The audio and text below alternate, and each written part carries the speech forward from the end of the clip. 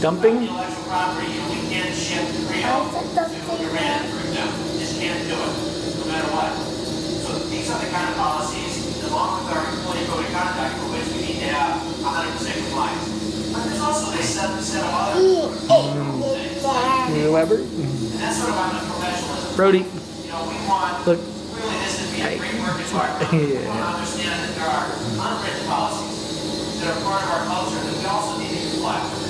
You know, I'm not going to say zero tolerance on professionalism. That'd be a little extreme. But I think, you know, we wanted to recognize that integrity and professionalism go hand in hand. One of them is relative to outside. Why is it not moving back? I don't know. Good job complying with law. Okay, the next point, innovation and empowerment.